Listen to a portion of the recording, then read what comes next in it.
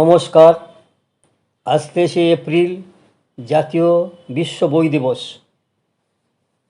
বিশ্ব বই দিবস বা বিশ্ব গ্রন্থ দিবস হলো পড়া, প্রকাশনা এবং কপিরাইট প্রচারের জন্য জাতিসংঘের শিক্ষা, বৈজ্ঞানিক ও সাংস্কৃতিক সংগঠন দ্বারা আয়োজিত একটি বার্ষিক দিবস।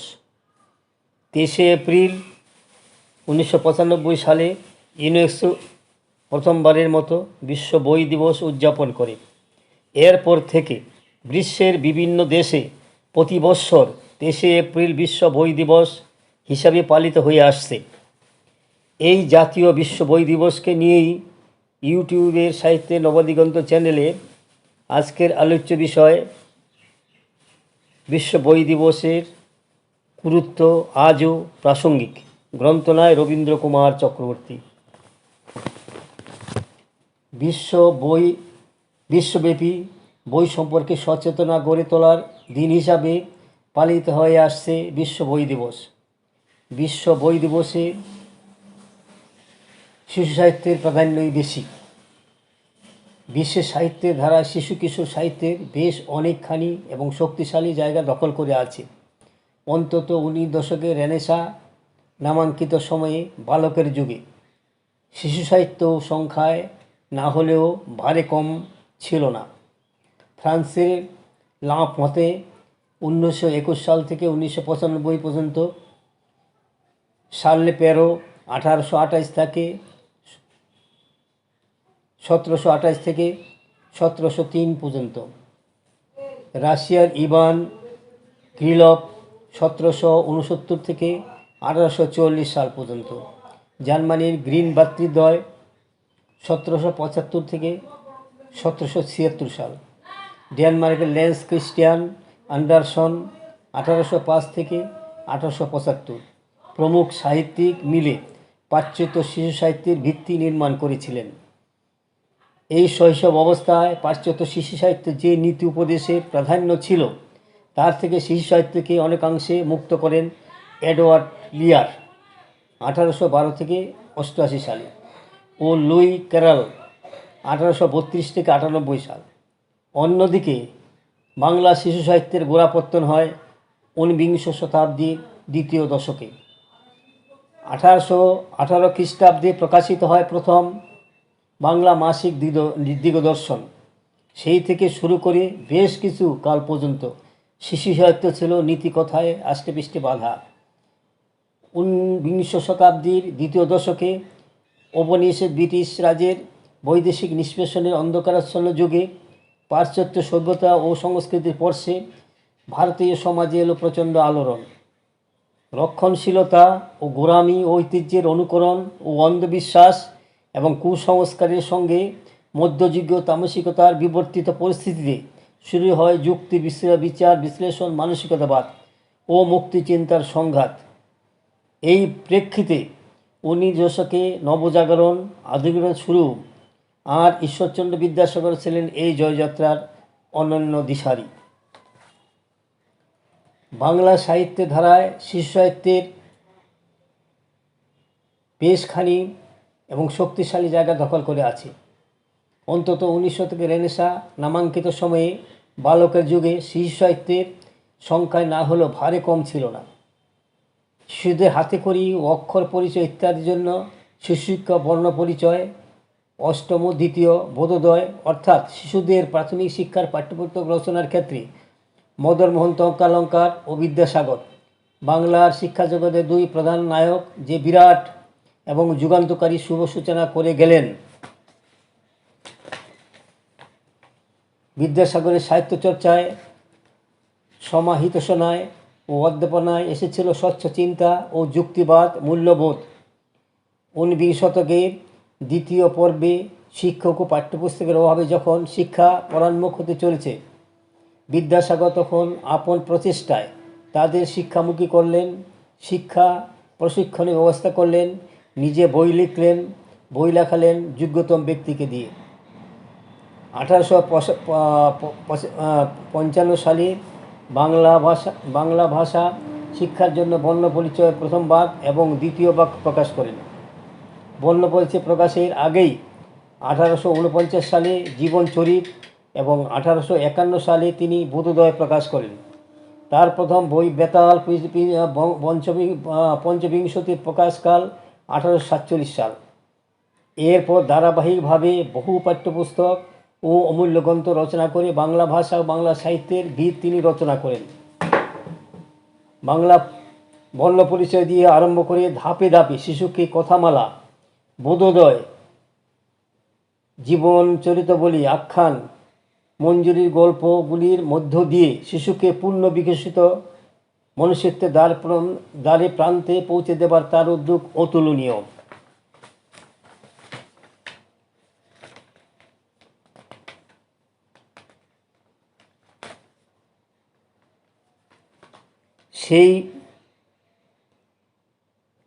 সেই ধারা 19 শতকের অন্যতম প্রধান পুরুষ রবীন্দ্রনাথের মধ্যে যেন সব দিক থেকেই চরম পরিপূর্ণ লাভ করে। প্রসঙ্গত স্মরণ রাখা দরকার, অক্ষর ও বর্ণ পরিচয়ের ও কিছু শব্দকটনের অনুশীলনের সঙ্গে সঙ্গে ভাষা শিক্ষাকে সহজ উন্নত করার জন্য শিশুকে দুই একটি কবিতার আস্বাদন লাভের সুযোগ করে দেওয়ার চেষ্টা করেছিলেন।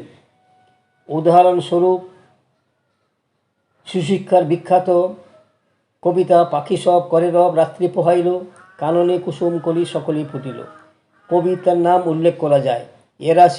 এছাড়া শিশুদের ভাষা শিক্ষাকে উন্নত করার উদ্দেশ্যে আরও অনেক শিশু সাহিত্য রবীন্দ্রনাথ রচনা করেছেন। রবীন্দ্রনাথের জগৎ ছিল কল্পনায় ভরা এক বিশেষ শিশুদের জগৎ। রবীন্দ্রনাথের শিশু জগতে আকাশ আর পৃথিবী এক বিন্দুতে মিলে গিয়েছে। বাংলা সাহিত্যে শিশু মনের উপযোগী অথবা শিশুদের ভালো লাগার মতো রচনা অনেক রয়েছে।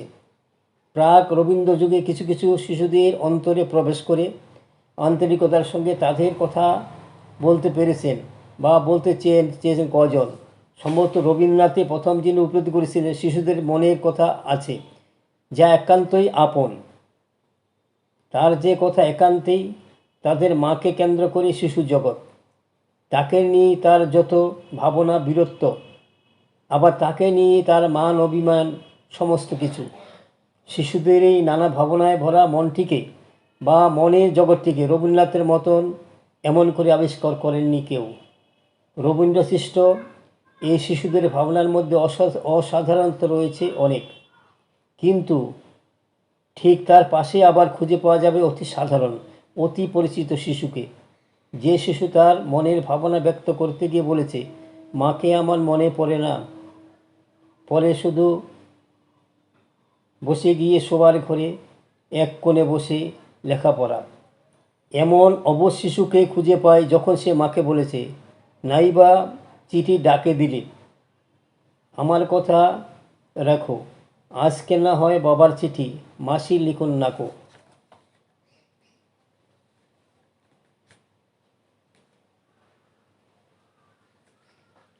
এই সমস্ত শিশুর মধ্যে দিয়ে আমরা সিদ্ধান্তে পৌঁছতে পারি যে রবীন্দ্র ভাবনা শিশু পরিকল্পনা সঙ্গত অমূর্ত ভাবনা নয়।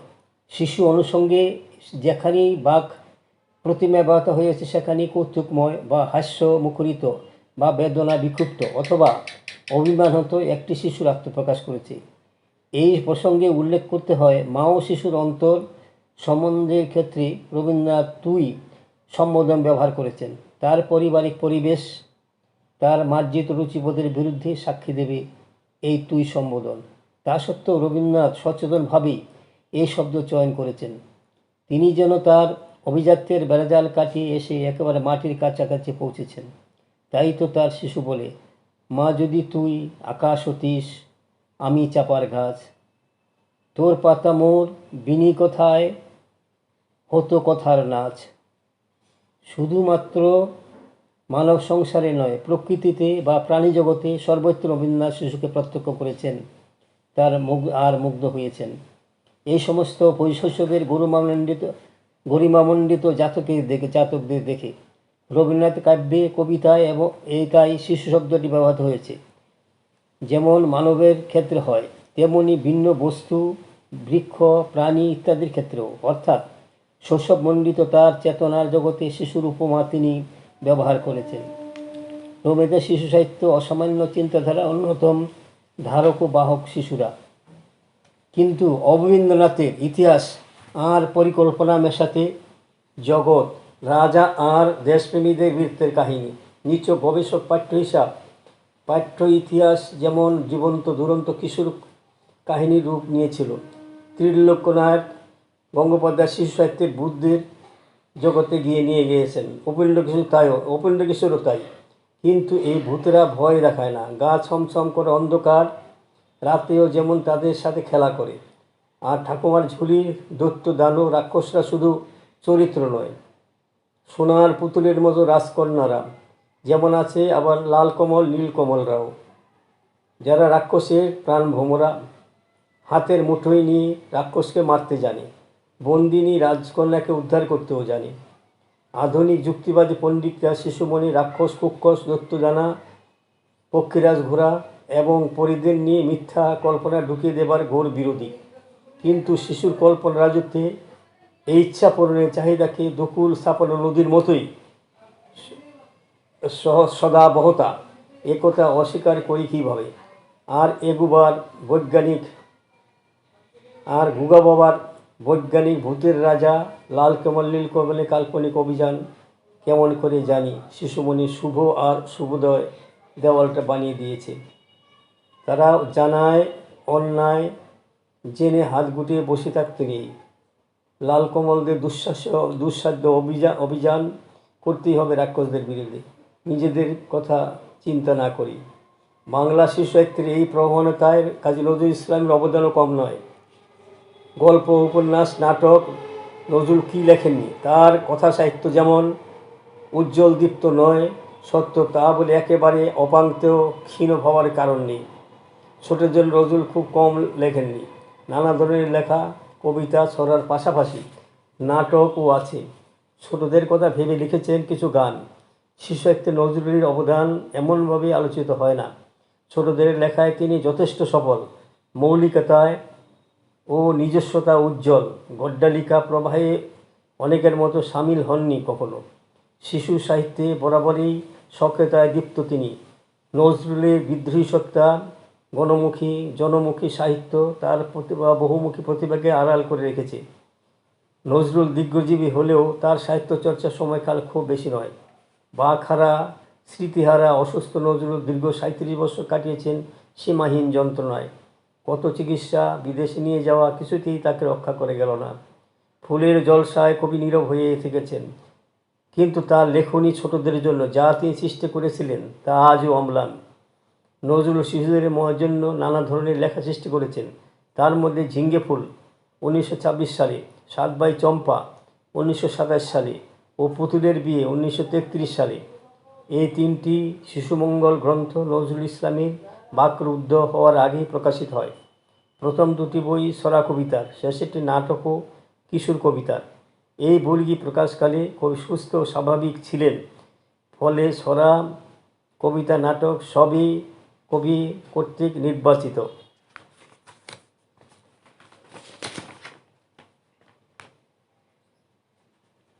গৌরীশঙ্কর ভট্টাচার্যের জ্ঞান প্রদীপ প্রথম খণ্ড 1980 সালে, দ্বিতীয় খণ্ড 1953 সালে এবং নীতিবন্ত 1854 সালে।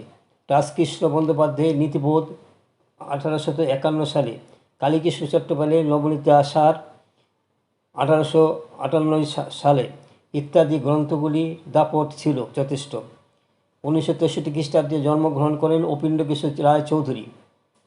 1853 থেকে 1813 সাল পর্যন্ত তিনি নানান কবিতা লিখে গেছেন। নৈতিকতার শিকল ভাঙার প্রক্রিয়া শুরু হয় তখনই, চলতে থাকে খুব মন্থরগতিতে। এমন একটা সময়ে আবির্ভূত হন যোগীন্দ্রনাথ সরকার 1866 খ্রিস্টাব্দে। এই সময়ে যথাসময়ে বাংলা শিশুদের মধ্যে তার অজগর সাপটি ছেড়ে দিলেন। তা দেখে বাংলা শিশুরা বলে, অজগর আসছে তেরি। রবীন্দ্রনাথই প্রথম যিনি উপলব্ধি করেছিলেন শিশুদের মনের কিছু কথা আছে যা একান্তই শিশুকে কেন্দ্র করে। তাই রবীন্দ্রনাথের শিশুসাহিত্য অসামান্য চিন্তাধারার অন্যতম ধারক বাহক শিশুরা। বাংলা শিশুসাহিত্যের এই প্রবণতায় কাজী নজরুল ইসলাম যথেষ্ট স্মরণীয় ব্যক্তিত্ব।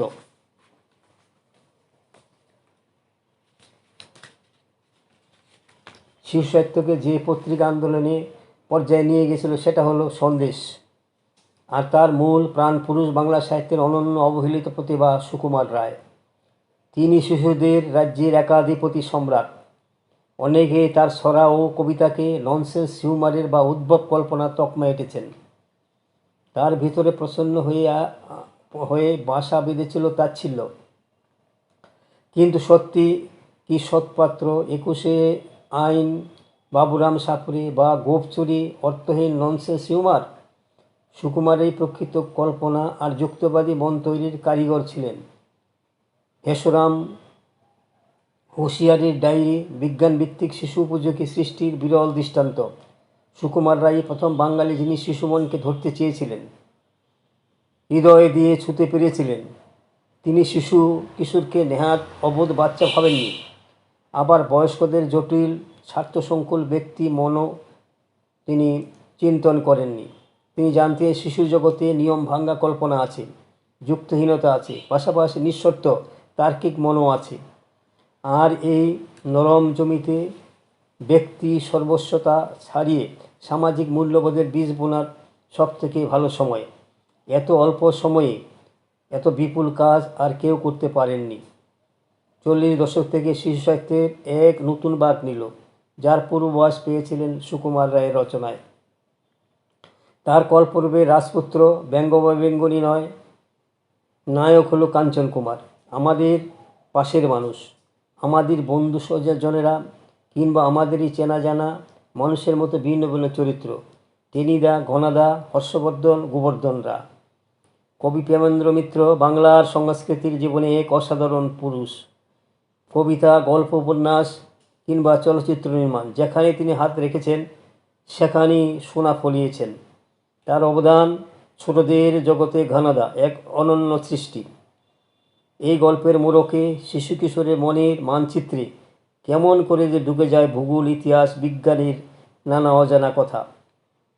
এসব ঢুকে গেছে বা যেতে পারে জানা থাকলে কখনোই ছেলেমেয়েরা পড়তো না গণদার কাণ্ড কারখানা। কিন্তু কোনো দিনই জানা যেত না চোরাপথের কথা। প্রকৃত মানুষকে নিয়ে গড়ে ওঠে সচ্চিদ রায়ের ঘরানা। তিনি ছিলেন রায় পরিবারের ঘরানার সার্থক উত্তরসূরি। সত্যজিৎ রায় সাহিত্যের শিশুরা অবোধ বাচ্চা নয়। তার গুগা বাবারা গাছের পেয়ারা চুরি করে খায়, অডেল খাবার পেয়েও। কিন্তু সবসময় তারা যুদ্ধের বিরুদ্ধে, অন্যায়ের বিরুদ্ধে। তারা বিপদের সময় পালিয়ে যায় না, বরং ঝাঁপিয়ে পড়ে। প্রফেসর শঙ্কু, অন্নগ্রহণ অতিথি বা ফেলুদা সিরিজ সবাই মানবিকতার জোরের কথায় শোনান, শিশুকে সামাজিক শিশু গড়ে তোলার পথ দেখায়। বিংশ শতকে অর্থাৎ আজ থেকে 40 বছর আগে বাংলা সাহিত্যের এমন কিছু মানুষ ছিলেন যারা শিশুদের জগৎ নিয়ে সারা জীবন কাজ করে গেছেন। শিশু সাথী, রাংমাসাল, মৌচাক, সুখতারা তখন তাদের লেখায় ভরে থাকত। হেমেন্দ্র কুমার রায়ের গোয়েন্দা কাহিনী বা জখের দনের মতো অ্যাডভেঞ্চার পড়ার জন্য হুড়োহুড়ি পড়ে যেত। হরেন ঘটক, স্বপন বড়ু, ক্ষিতেন্দ্রনারায়ণ ভট্টাচার্য, মৌমাছি কিংবা নৃপেন্দ্রকৃষ্ণ চট্টোপাধ্যায় বা সুধীন্দ্রনাথ রাহা মূলত ছিলেন শিশু সাহিত্যিক। বড়দের উপযোগী সাহিত্য চর্চা করেননি তা নয়, কিন্তু শিশুর জগৎটা ছিল তাদের হাতের মুঠোয়। এলো বিংশ শতকের শেষার্ধ এবং একবিংশ শতকের প্রথমার্ধ। গত দশকের শেষ দিকে হিসেবগুলি যেন উল্টে পাল্টে গেছে। এলো গেট, এলো বিশ্বায়ন, টিভির হরেক রকম চ্যানেল, এলো করোনা 19, শিশুদের শস্য হারিয়ে গেল, স্কুল বন্ধ হয়ে গেল, তারা টিভির মধ্যে আবদ্ধ হয়ে গেল। ব্যক্তি সর্বস্বতায় শিশুর এই জগৎ যেন হারিয়ে গেল খেলা অবসরের জগৎ। পুতুল নিয়ে শৈশব খেলাও ভুলে গেল। বেড়ে গেল মা ও বাবার তদারকি। ঘুম জড়ানোর চোখেই পাঠিয়ে দেওয়া হলো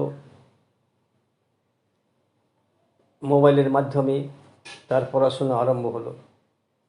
বাড়িতে বসে টিফিন খেলো, রিডিং রুমে মাস্টার এলো, হারিয়ে গেল খেলা অবসরের জগৎ।